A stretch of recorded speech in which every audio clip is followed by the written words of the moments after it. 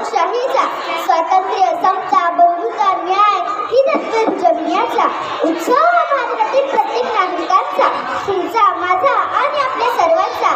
अशा या मंगल उत्सवातील आजच्या कार्यक्रमाचे पाहुणे सर्व गुरुजन वर्ग आणि माझ्या देश बांधवांनी. आज 26 जानेवारी भारतीय प्रजासत्ताक दिन. हा दिन एक राष्ट्रीय उत्सव म्हणून उत्साहात साजरा करीत आहोत. हा दिवस प्रत्येक भारतीयासाठी आनंदाचा, उत्साहाचा, सन्मानाचा आणि अभिमानाचा दिवस आहे.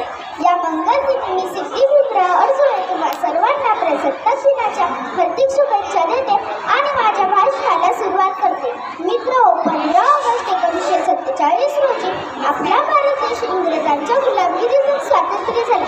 पण स्वातंत्र्य मिळाल्यानंतर देशाला खरी गरज संविधानाची होती. याशिवाय देशाचा राज्यकारभार सुरळीतपणे चालणार नव्हता. आपल्या भारत देशात सर्वांना सुखा समाधानाने शांततेने जगता यावे म्हणून संविधान निर्मितीचे महान कार्य सुरू झाले. डॉक्टर बाबासाहेब आंबेडकर या महामानवाच्या अध्यक्षतेखाली नेमलेल्या मसुदा समितीने 2 वर्ष 11 महिने 18 दिवस अथक परिश्रम घेऊन देशाचे समृद्ध संविधान तयार केले. 26 नोव्हेंबर 1949 रोजी संविधानाच्या घटना समितीद्वारे स्वीकार करण्यात आला. सर्व भारतीयांना संविधानाची खरी ओळख या दिवशी झाली.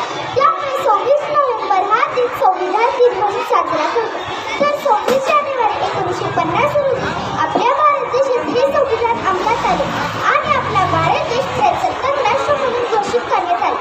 त्यामुळे 26 जानेवारी हा दिन प्रजासत्ताक दिन म्हणून साजरा करतो. मित्र, 26 जानेवारी पासूनच आपला भारत देश सार्वभौम प्रजासत्ताक लोकशाही गणराज्य बनला. खऱ्या अर्थाने भारतात प्रजेचे राज्य निर्माण झाले. आज आपण या प्रजासत्ताक देशात मुक्तपणे जीवन जगू शकतो. ते केवळ आणि केवळ आपल्या संविधानामुळे.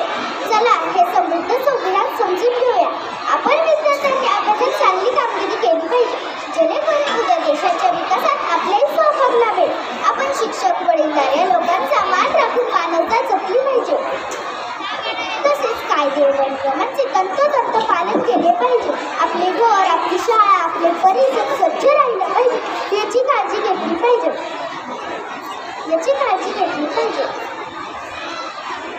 आपणही एक उदाहरणार्थ म्हणून विज्ञाननिष्ठ दृष्टिकोन, मानवतावाद, शोधक बुद्धी, नैसर्गिक पर्यावरणाचे संरक्षण याची सतत जागरूक राहून कृती करायला हवी. ही एक छोटीशी कृती 120 करोड भारतीयांच्या लोक चळवळ बदलायला वेळ लागणार नाही. चला तर भारताचा राष्ट्रीय उत्सव हा प्रजासत्ताक दिन मोठ्या उत्साहात साजरा करूया. अभिवादन करूया महामानवास ज्यांनी देशाचे समृद्ध संविधान दिले.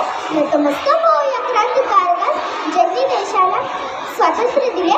वंदन करूया सर्व महापुरुषास ज्यांनी देशाला प्रजासत्ताक